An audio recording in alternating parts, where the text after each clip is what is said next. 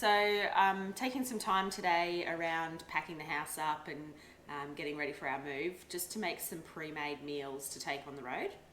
So particularly when we're traveling without the caravan or without a camper trailer as we used to have, I like to make a whole lot of pre-made dinners, and I will actually cryovac them, freeze them, and we'll set up our Waco half side with the freezer as well, so we can take the meals along with us.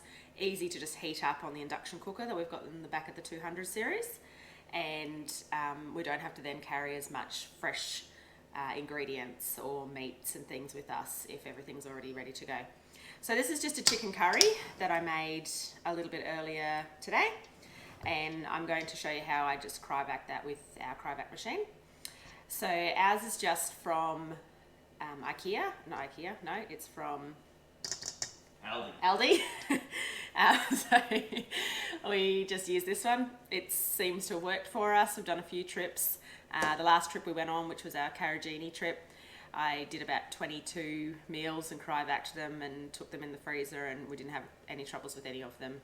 I also do fresh meats, so I'll do like barbecue meats or chicken schnitzels, things like that I might have crumbed, and I'll just cryovac and freeze those as well, and that works perfectly fine.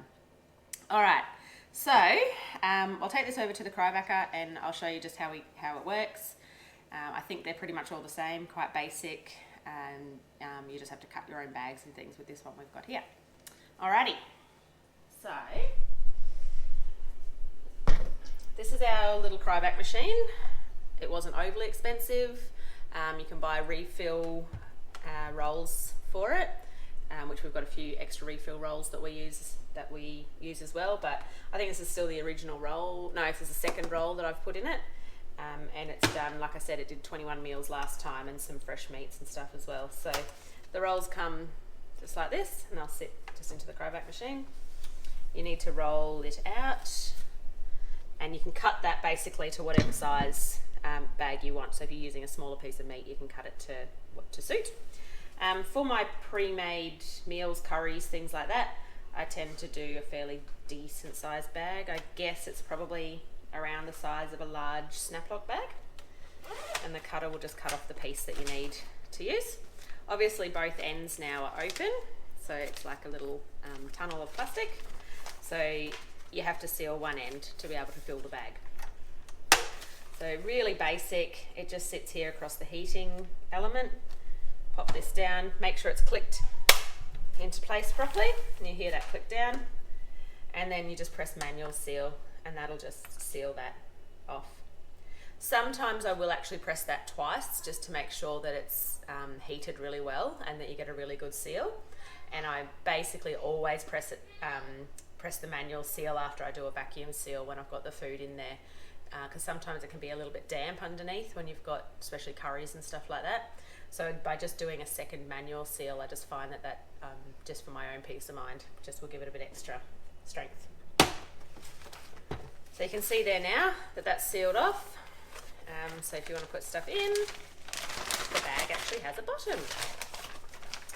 So this is my curry that I made. Probably going to make a quite big mess doing this.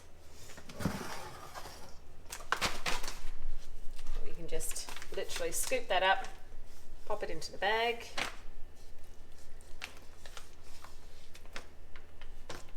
Alright, so I've popped all that in the bag there now. You can see it just all gone to the bottom. And you do get bits that end up sort of stuck around the top here. And we don't want that to be in where it's going to seal, because again, it just won't make as strong a seal. So I just get a paper towel and wipe around the edge. I guess if I was heaps neater, I wouldn't get it all there, but that takes time.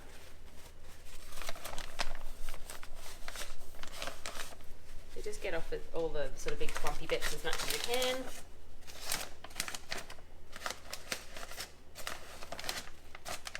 There we are. All right, and then it goes back on that same sort of heating element. Pops over the top there.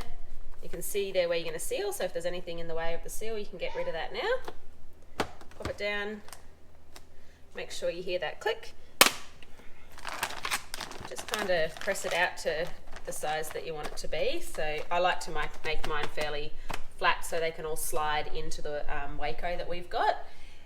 When you're cutting your bag, if you measure up your Waco or you see your angle or whatever you're using, see what sort of size that is, so it can give you a bit of an idea of what size bags to do. So you're using using your space well, because if you make the bags maybe a bit taller but a bit skinnier, then you'll be able to fill all the space in your freezer and then fit more meals in, I guess. Alright, so this machine here, you just press vacuum seal to suck all that extra air out of there, and it'll actually pull the air out and then it'll seal that bag as well. So if I turn that on.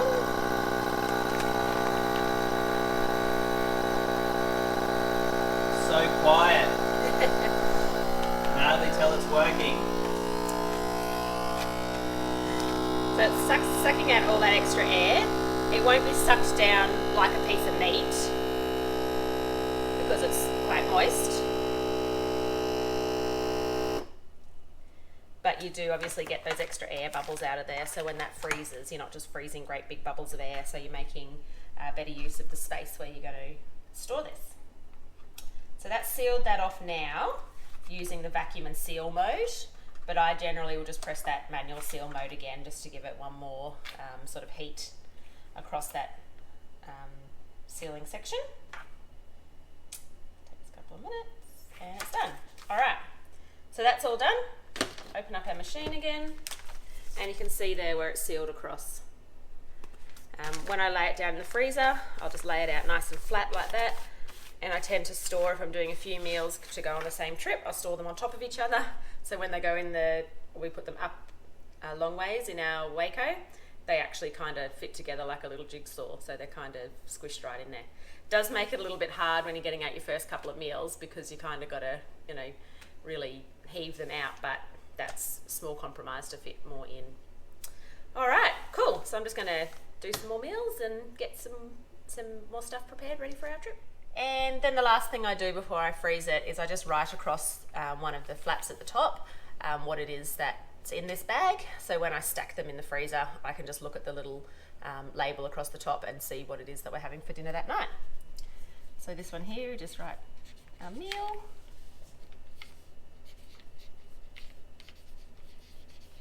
And that's good to go in the freezer. Some of the meals that I do as well, I might do like spaghetti bolognese, and I'll cook the pasta as well, mix it all through there so the pasta's in there.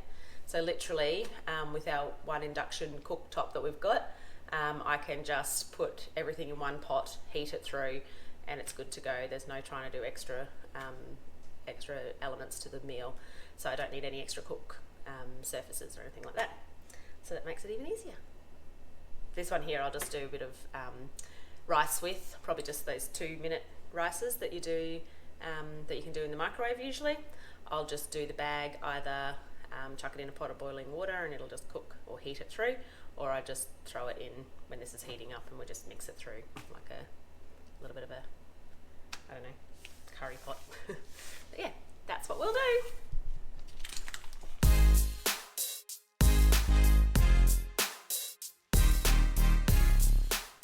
Okay, so today I'm just going to put together a Mongolian beef that I'll cook in the slow cooker, and this is going to go into one of the cryovac bags ready to go away on our trip.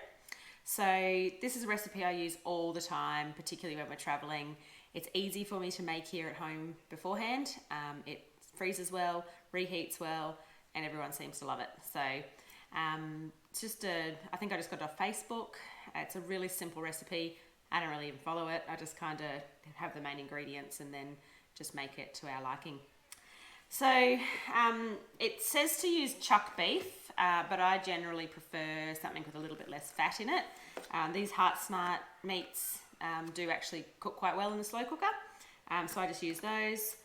The hubby bought these this morning, probably a bit more expensive to buy them pre-packed like this. So usually if I'm trying to save a little bit, I will actually buy like a beef roast or something if it's particularly on special, and just cut up the whole roast and use the meat that way.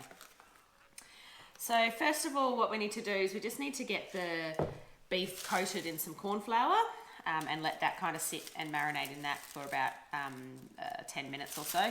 That'll just help to make it softer, and when it's in the slow cooker it'll become a little bit more tender. So use whatever bags you want. You can use a snap-lock bag. It's generally what I'd use, but I just found this old baking bag or roast cooking bag in the bottom of the drawer, so I thought I may as well use that up. So the recipe is about, I think it says 650 grams of chopped beef. I've just got a kilo here. Doesn't hurt to have a little bit more when you have a family of 5. So pop that into the bag. So there's 2 500 gram packets.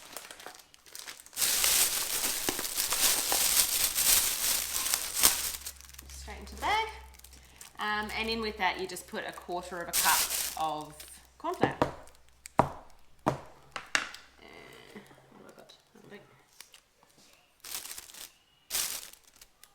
So about 1/4 of a cup. All right, and then I'll just tie that up and give it a good shake around so it mixes it all up.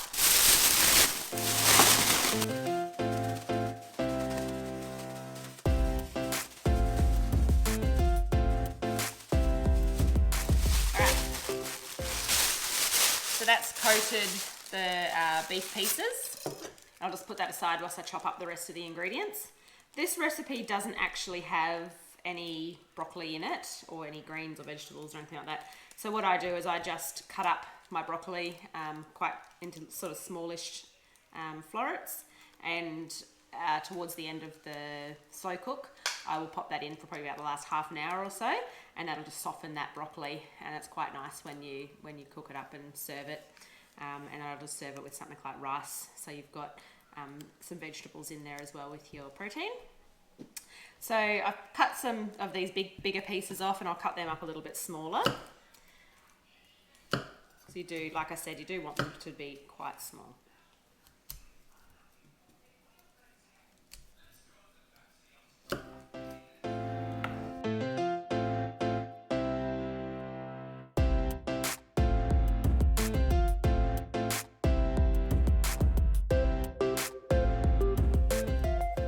Okay, so that's all the broccoli chopped up, ready to go.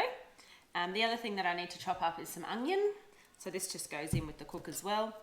I like to do my onion kind of in strings or slices. I just find that it's a nicer texture for something like this, and you don't just lose the whole piece of onion in your slow cook. It doesn't just sort of turn to mush.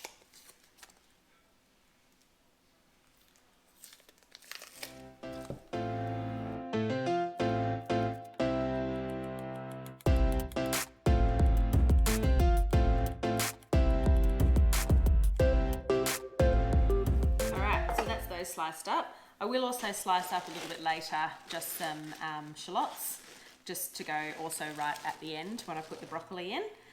And usually if I'm serving this or making this for a home meal, I'll also sprinkle a little bit over top at the end, but a little bit fancy for out bush. All right, so those are all ready to go. We'll just wait a little bit longer for that meat to tenderize with the corn flour, and then we'll start cooking that up and getting it ready to go into the slow cooker.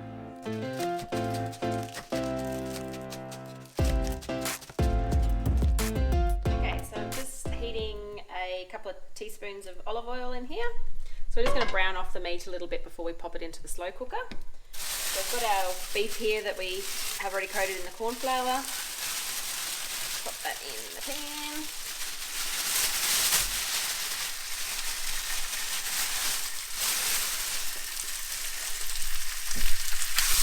And all you're wanting to do here is just brown the meat. You don't want to cook it. You just want to sort of brown on each side.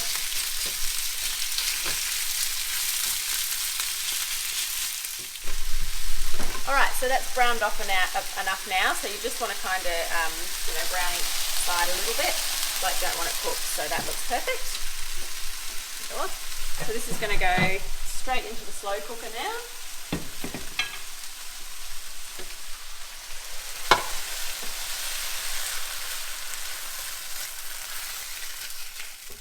I know some people don't brown their meat before they do slow cooker recipes, and I guess that's alright if that's what you do as well.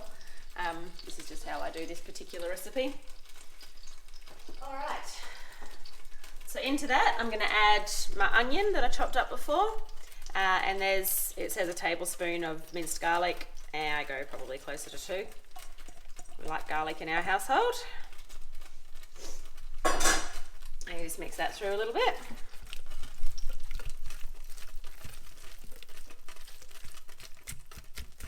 So like I said before, I cut the onion sort of into strips. I find that it holds a better texture in a slow cooked meal when it's cut up that way, so it doesn't just all turn into stush. Excellent. Okay, so then once you've done that, the next step is just to get all your wet ingredients, and then you can set your slow cooker to do the work.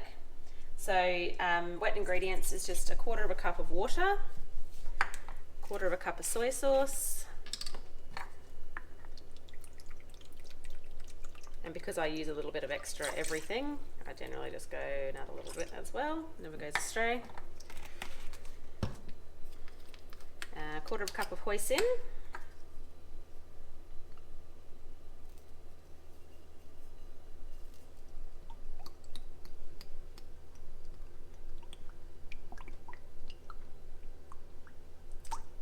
painful to get it all out of the measuring cup, so just shove a bit more in there. 1/4 cup of brown sugar. Or thereabouts. That gives it that nice caramelized flavour at the end. About a tablespoon or so of ginger. Again, I think the recipe says to use freshly grated ginger, and there'll probably be people swearing at me right now, but that's what I had left in the fridge, and we've got to pack up the fridge in 10 days time, so it's going in. Just give that a bit of a mix, just to try and blend it through before it goes through the meat. And in she goes.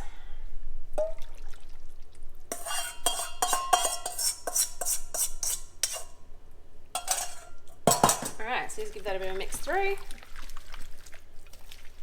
And that's going to cook in there for about 2.5–3 hours, just on low heat.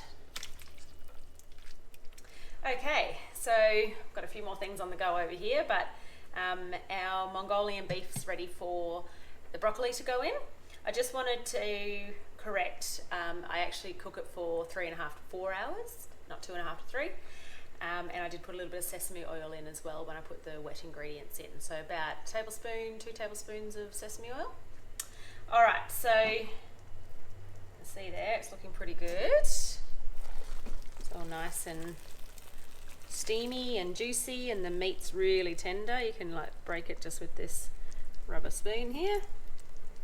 If it stops squeezing around everywhere, it just breaks up beautifully. So I've just got 1 full head of broccoli, just cut into small pieces. That's just going to go in there. I'll mix that through. I also put in some chopped shallots, probably about halfway through as well, just to give it a little bit more flavour. Just mix the broccoli through, just so that it gets covered in that sauce. And then I'm just going to leave it for another half an hour. And it should be perfect then. The broccoli will be nice and soft, and it'll be ready to cool it and then cryovac it ready for travels. So we'll go another half an hour of that. Okay, so here's our finished product, the Mongolian beef. So it's all there ready to go. I can just turn the slow cooker off now. Give it some time to cool down, and it can be cryovac like the curry chicken I did earlier.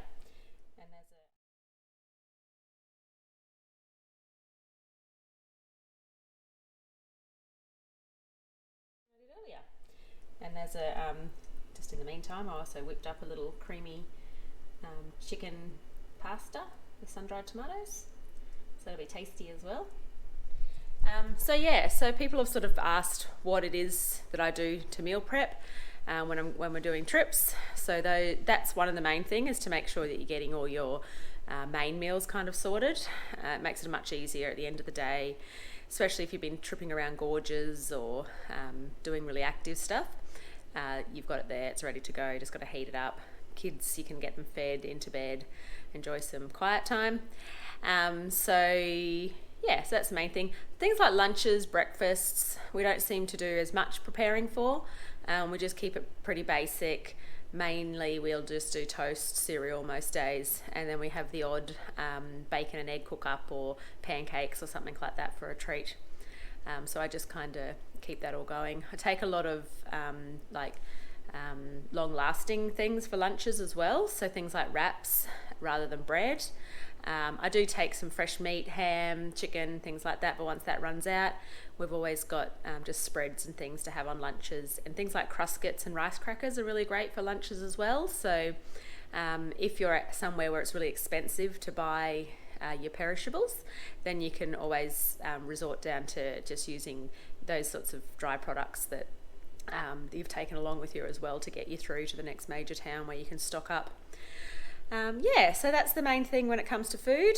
A little bit further down the track, when we're starting to pack in a week's time or so, to actually pop everything in the car, I'll show you how we actually pack all our other dry goods and things to take with us that will be added to these meals as well. So like the rices and pastas and wraps and nacho chips and things like that. So some other suggestions of dinners that I've done is also spaghetti bolognese.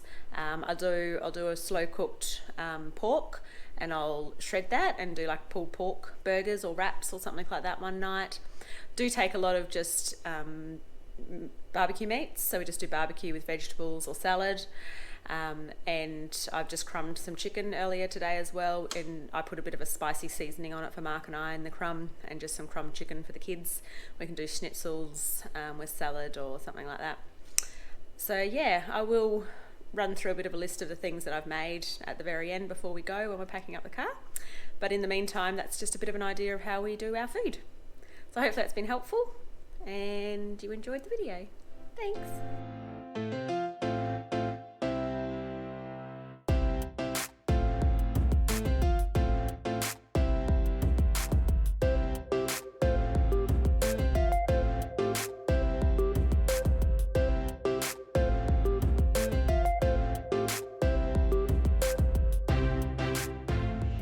Okay, so you can see here now all of the crybacks that I just did. So I've put them all together in a nice pile so that they're all around about the same sort of shape, and they can get nicely moulded together. So we've got our meals sort of stacked up there. You can see that they're nice and thin, and now you can see how they'll stack nicely into the Waco once we put the freezer on the Waco and put them in there together. I did some crumbed chicken at the end there, so that was like pieces of meat that are just crumbed and ready to go. So we could use those for chicken burgers or just crumb chicken one night, or we could make a parmigiana or something out of them, whatever we like. It'd just be ready to go. So they'll go out to the freezer ready for the next trip, ready to go. So I'll just be out there, and I'll pack them all into the freezer just before we leave. Crumbed chicken. We like this one. And here's the adult crumb chicken. It's gonna be quite yummy. Actually, it looks really yummy, because especially when my mum makes it delicious. Alrighty, into the freezer they go. So I've just made some space. We'll pop them in there. There's Dad.